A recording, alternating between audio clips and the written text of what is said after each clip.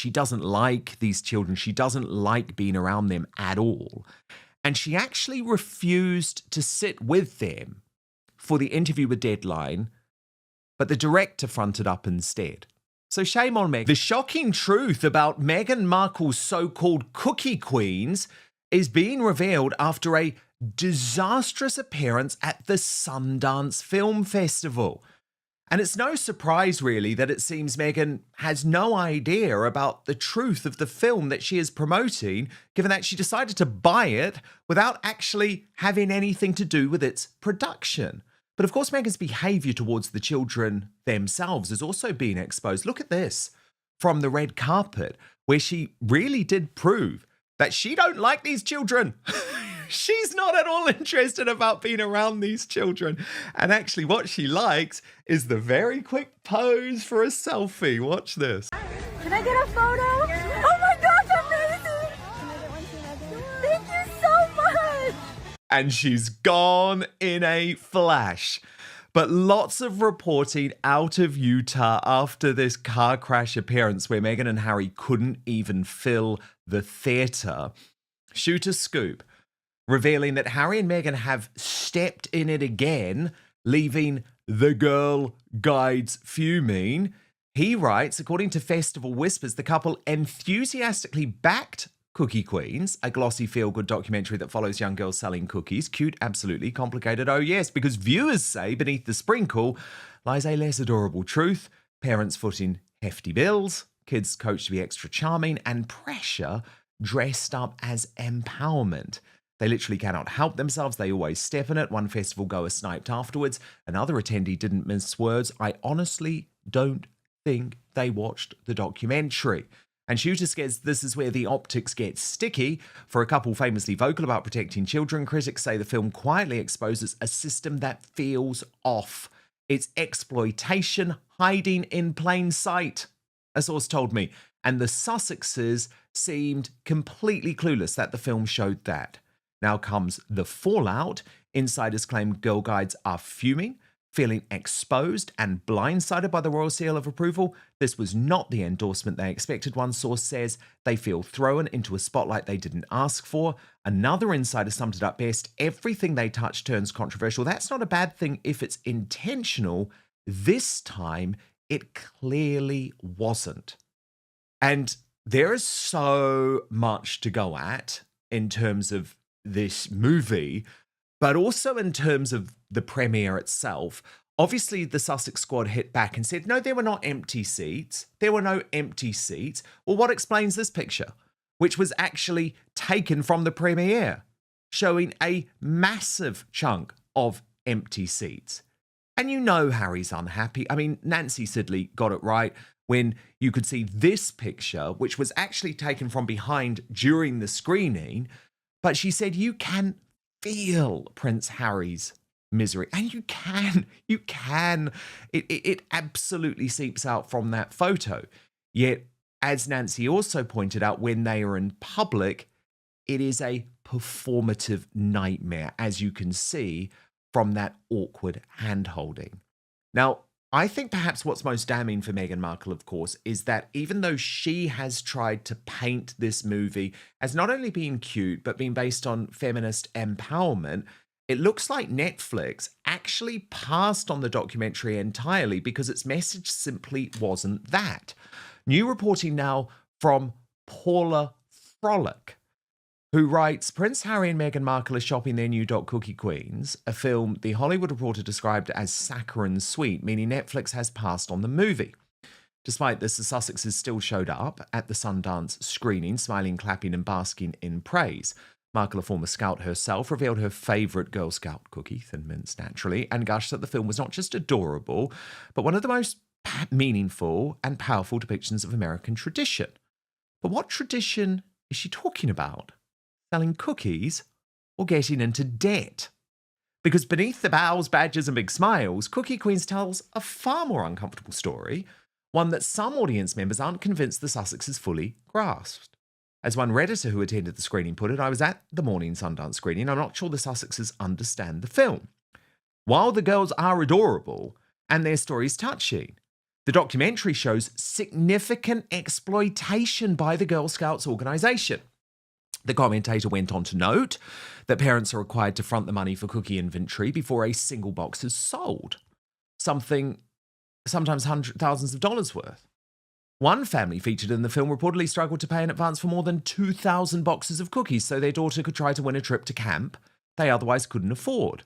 Another girl, this is the so-called cookie queen, racked up sales almost entirely online through a website built and managed and promoted by her parents, complete with videos of the child cheerfully pitching cookies. The girls are coached to upsell, to charm, to lean into cuteness because cuteness sells. For the Harkles, who claim deep concern about child exploitation, this feels like an odd film to associate with, but I'm sure the nuances were utterly lost on them.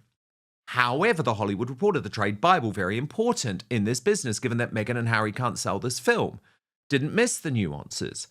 Its review notes that girls can age out of cookie selling once they're no longer considered cute, effectively training children to understand that their appeal is temporary and transactional. As the reviewer bluntly observed, the film's lesson is inseparable from late-stage capitalism. Cuteness, like beauty for older women, is a commodity, one the possessor can exploit to their advantage. At the same time, the girls seem to have absorbed that guilt-tripping potential customers as part of the game. In other words, smile and sell, and don't forget to weaponize pity. And here's the kicker, Cookie Queens hasn't even been sold.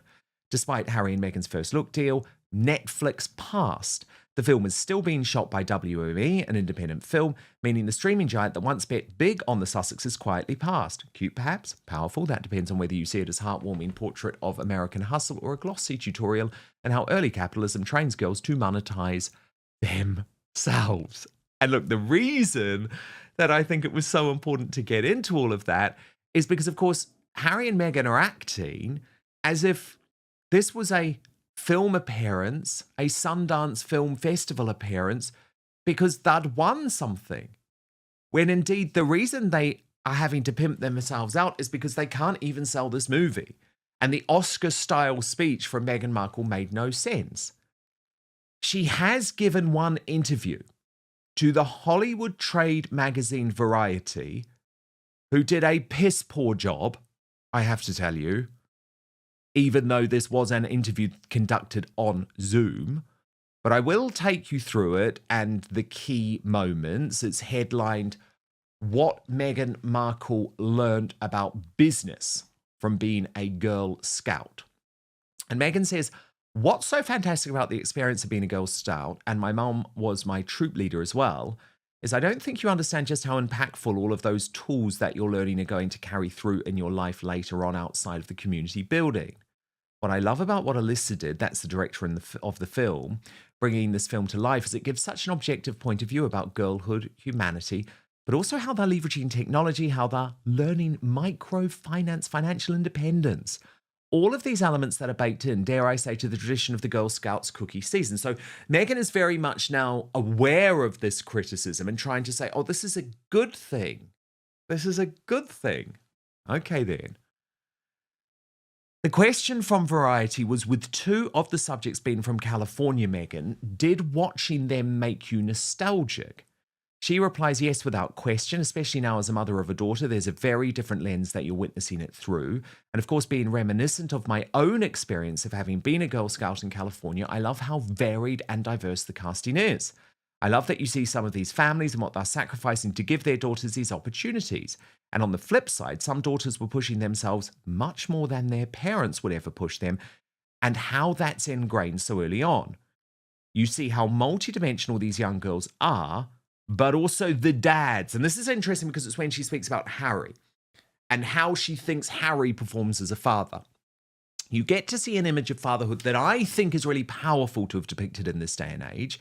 So outside of mothers and daughters and granddaughters, but every single role that you can play in a young girl's life that's going to empower and able to her to be strong women, and the role that fathers can play in that, it's just so great. And that's how my husband is with Lily. It's a beautiful piece to include in the filmmaking, which Alyssa made a point to have there. The interviewer then goes on to ask, what did you learn from producing the series in terms of audiences' appetite for lifestyle programming? Now, that's speaking about With Love Meghan, which of course has been a complete disaster, didn't even make the top 1,000. But Meghan can't ever admit that she's got something wrong. So she goes back to the one success that she's ever had in her career, which was the D-list cable drama she appeared in before meeting Harry. And she says, Suits was 7 years for me. And then doing With Love Meghan was 17 episodes of television in a year with pre and post production. It is such an undertaking, and it makes me have even more respect for creatives who are throwing themselves into this every single day. From my standpoint, it's an industry that I grew up in and I know really well. And at the same time, it is such an exciting opportunity as an adult to find something that piques curiosity at every turn and to continue to remind each other how we can be creative, how we can work as a team, how dedicated a crew is. Building trust with the subjects of the film and their families, it's multifaceted, but I'm just excited to continue to explore and play and have fun. So let's just note there that there was absolutely no acknowledgement that With Love Meghan has been a disaster, that she's pivoting, that she's going to do something else. It's typical Meghan Markle. Total delusion, I would argue, but it's really terrible that Variety magazine did not even press her on what is a business reality. The final question from Variety was about her return to acting. They said, speaking of fun, you just returned to acting with a cameo in the Amazon movie Close Personal Friends with Lily Collins and Brie Larson. How much fun was that? So come on. I mean, you just know this is a propaganda interview. But Meghan replies, it was fun.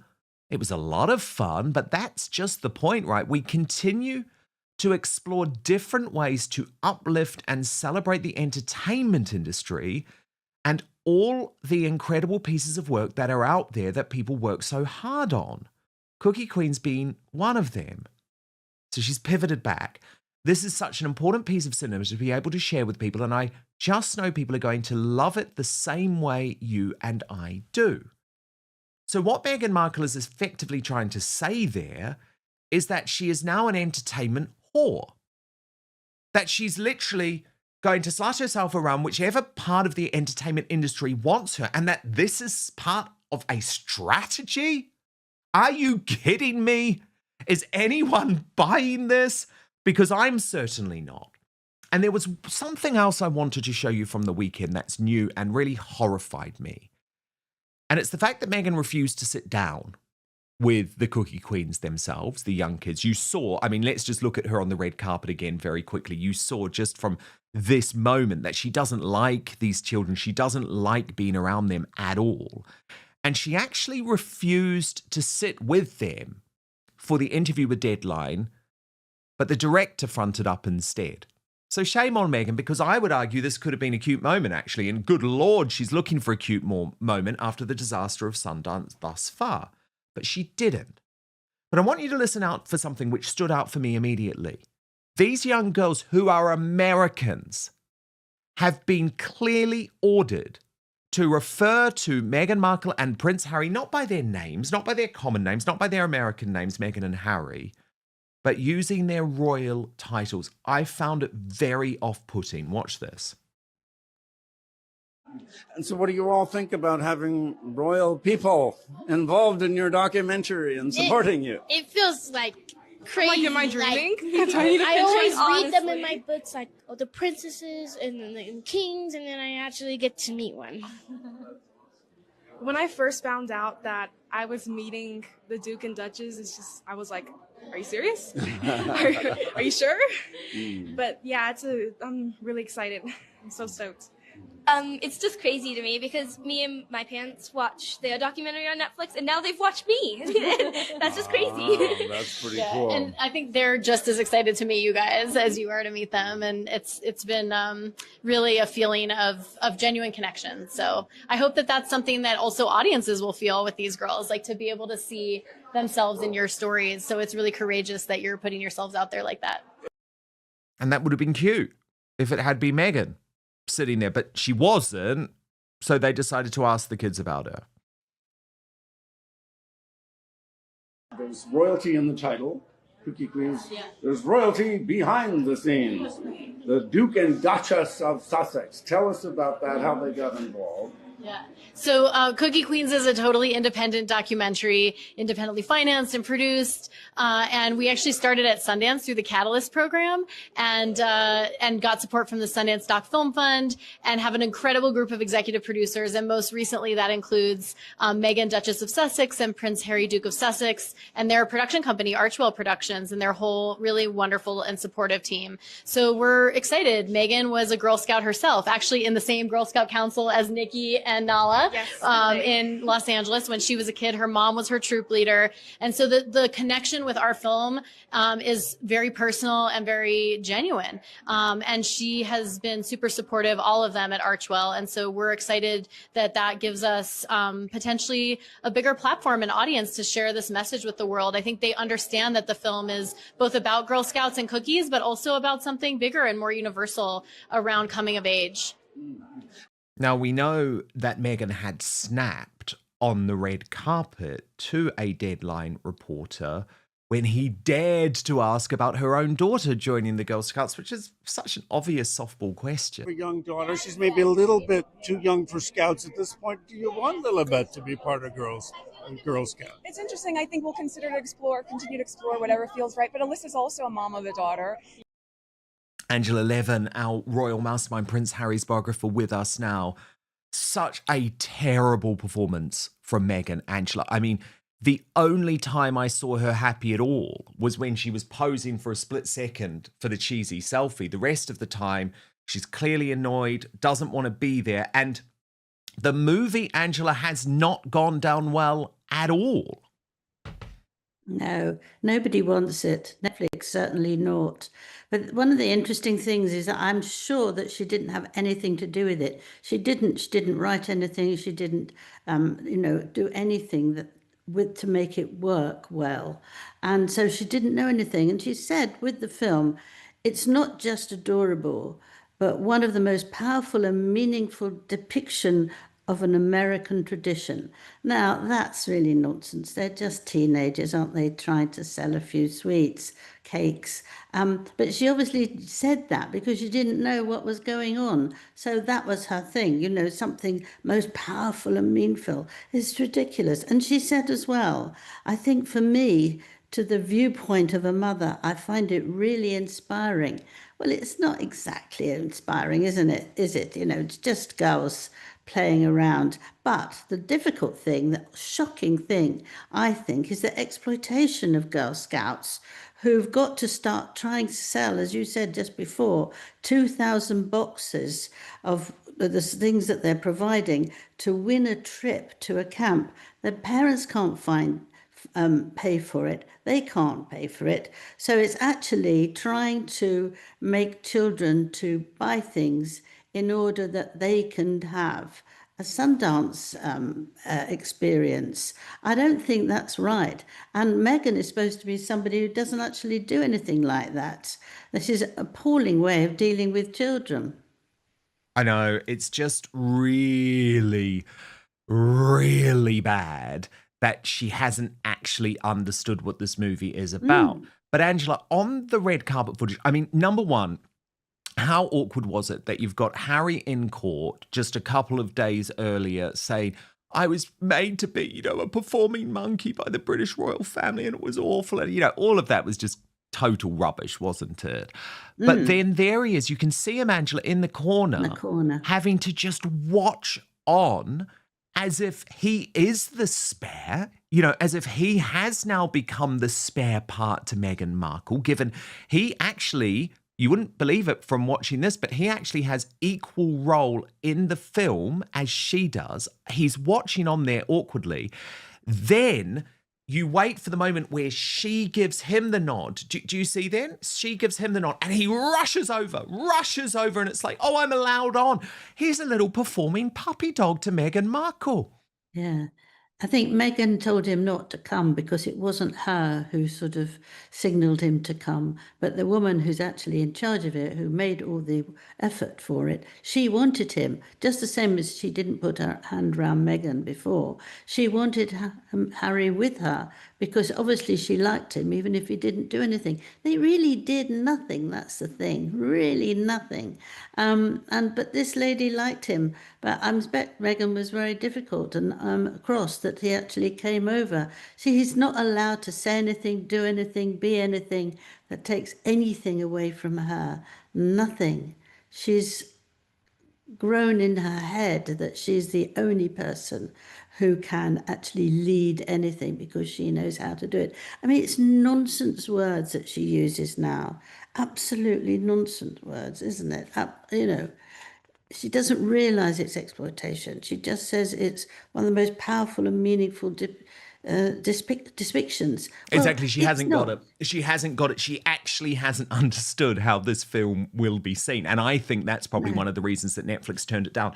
By the way, just on this point, Angela, of Harry being a performing monkey, right? Roy Anika in the Sunday Times, who has long been a member of the Royal Rota, actually had a pretty close relationship with Harry, followed him around a lot, I believe has interviewed him, has written quite a scathing piece after his court appearance headlined, "Admit it, Harry, you didn't hate every second of being a working royal. The Duke's mid-trial hindsight about the institution is purely revisionist theory." She says, "I have watched him cheerfully perform for the media." And she goes on to say, Harry says he just wants an apology and some accountability. But is that really all he wants? Because watching him in court, it felt like there was another agenda at play, that he wants us to believe he was never a happy prince. If his ambition really is to wipe clean the memory of a prince who once relished his role, he may soon achieve it in the court of public opinion. The image of happy Harry is fading from view, but what a shame it will be if the once cheerful prince who did so much good inside the royal fold is forever remembered outside the institution as a disgruntled duke. So I thought that was an interesting point, Angela. Firstly, Harry, actually, what are you doing here? Because you should want people to remember the happy times. But do you remember the happy times? Do you agree with Roy Anika? Is he sort of engaging in what she describes as revisionist theory? I think what's happened is that Meghan has crushed everything out the way. She's told him to hate his father, to hate Camilla, to hate his brother, to hate his sister-in-law, who he loved very much. It's Meghan going on and on and on about how awful they are. I know people who have been absolutely wrung out by their partner because everything, they show them how everything is awful. And so when she sees how the royal family, that she can't do it, it's much too hard for her. And of course not, because it would take 2 years to get going and learn the things. And Harry tried to show her what to do. I know that for sure. And Camilla tried to show her, but she wouldn't take it from anyone because she knows these things herself. Now, that's nonsense, isn't it? You can't come in and know how to run, a royal household. But so she would convince him that everything's awful. He loved it. I spent, 15 months with him going to places, so often a week. And he loved it. He loved it with the army people. He loved it with children who were very poor. He did a fantastic talk with guys who weren't accepted anywhere because they would stole things and they were difficult. And they had Harry, Harry had them eating out of his hand because he just made them feel that there was an opportunity for them in their lives. And he loved every bit of it, really, really did. And he was funny, he was good fun. But Meghan's told him he doesn't like it. It's awful. He can't have it. And so he doesn't know where he is. But it was a fierce, aggressive hit by her that's taken all his feelings out of what he did. He did love it, and he just is not allowed to love it anymore. Very fascinating analysis, Angela. I also just want to show you this new Tom Sykes piece from the Royalist Substack, where he says he actually saw this alleged stalker of Harry in court this week. and says, can we really imagine a situation where a fixated individual was allowed to get this close to any royal with RAVEC-mandated police protection such as Prince Andrew? And he said, when I was in the Royal Courts of Justice on Monday, I thought I saw the woman alleged to be Prince Harry's stalker lined up outside courtroom 76 to get access after lunch on day one, when his team were laying out his case. His legal team were about to resume setting out their arguments, and because all the press seats were taken, I had joined the line for members of the public. I did notice that the court staff who decided how many people are allowed into the public stands, usually as few as 10 to 12, conveniently cut off entrance to the court just as she reached the top of the line. I think she was ninth, which from my previous experience at court seemed a little strict. Usually they squash people in like sardines. She looked kind of pissed off and stalked off into the depths of the court building, disappearing into its musty warren of corridors. I went to an overflow room with a video link, but she did not appear there. At the time, I doubted it could really be the same woman who had been written about as Harry's alleged stalker. It seemed extraordinary that she could get that close. She also looked slightly different from images I had previously seen, and I wondered if she might be wearing a wig. However, I now believe that she was indeed the woman Harry regards as the stalker, after I read a report by Victoria Ward in The Telegraph, which said the alleged stalker had managed to enter court 76 twice while Harry was there. He goes on to say the woman has long presented herself not as a threat, but as a devoted supporter. She is described as a member of the so-called Sussex squad of committed fans. She first got physically close to Harry and Meghan in Nigeria during their trip there. Photographs from that visit show her beside Meghan, and there was no sign at the point that the couple or their team regarded her as dangerous. By September, however, I understand she'd been placed on a police list of fixated individuals. Around that time, there were two further encounters at a Wellchild event in London, the main public engagement of Harry's that week. She is said to have entered the hotel hours earlier and hidden in the toilets, emerging when she knew the prince was nearby. Even then, she did not manage to get right up to him. So, Angela, I'm really sorry about this, but I'm very clear. This woman is a fan. She's a Sussex Squad fan. And Prince Harry is using her, and shame on him, using her to try and get his security back. It actually shows how credulous he is about the individuals who seem to like her, because, Angela, trust me, this woman would have been reported, and if she had ever had a weapon or anything like that, or attempted any physical harm of Harry, then the police would have got involved. So I actually just find this desperate on Harry's part. What do you think? Yeah, absolutely. I agree with you completely. Because if she'd made any sort of movement that was semi-dangerous, if the police also knew who she was, they'd have got her out, 1, 2, 3. So the fact that they allowed her to stay there twice is ridiculous. It's nonsense. You know, you've got the lawyers there, you've got judge there. You know, you're not going to let somebody who might just suddenly decide that she's going to kill somebody, or Harry or anybody there.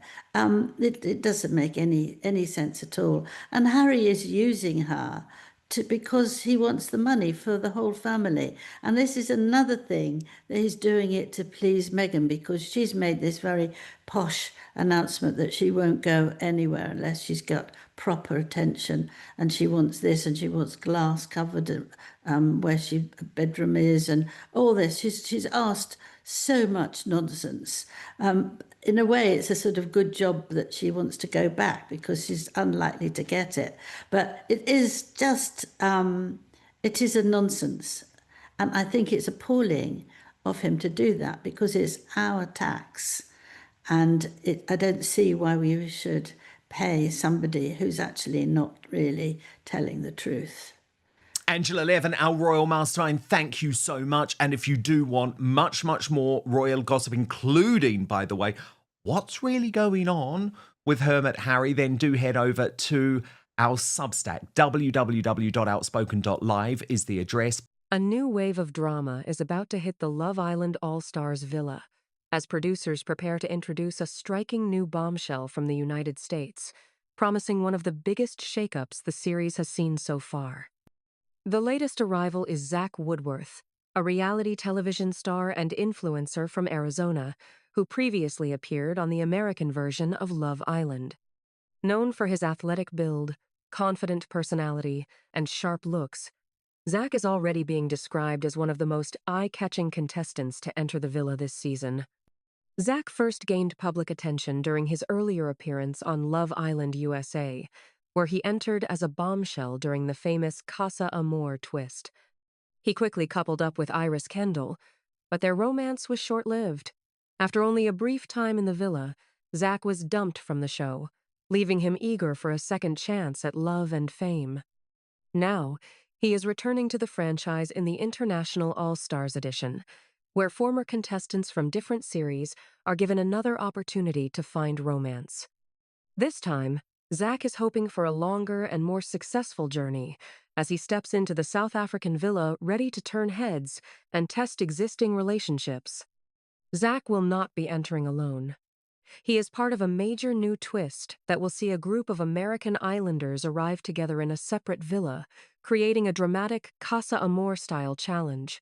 For the first time in the show's history, international bombshells will appear as a group designed to tempt the original contestants away from their current partners. Alongside Zach is Cher Soares, another familiar face from Love Island USA, who previously appeared on the series and later starred on the reality program X on the Beach. Producers believe the pair will bring fresh energy, flirtation, and chaos into the villa, pushing established couples to breaking point. Sources close to the production say the goal is to deliver the most explosive twist of the season. By introducing confident and glamorous American contestants, bosses hope to spark jealousy, rivalry, and emotional dilemmas among the existing islanders, many of whom are already navigating fragile relationships. The timing could not be more intense. Recent episodes have already seen major tensions flare between contestants following dramatic recouplings, secret crushes, and accusations of dishonesty. Friendships have been strained, alliances tested, and romantic loyalties placed under extreme pressure. Viewers can expect Zach and the other American arrivals to make an immediate impact. Their presence in a second villa will force some of the original contestants to decide whether to remain loyal or explore new connections, risking heartbreak and backlash from their partners back in the main villa. Fans of the show have reacted with excitement across social media, predicting chaos, explosive confrontations, and unforgettable television moments.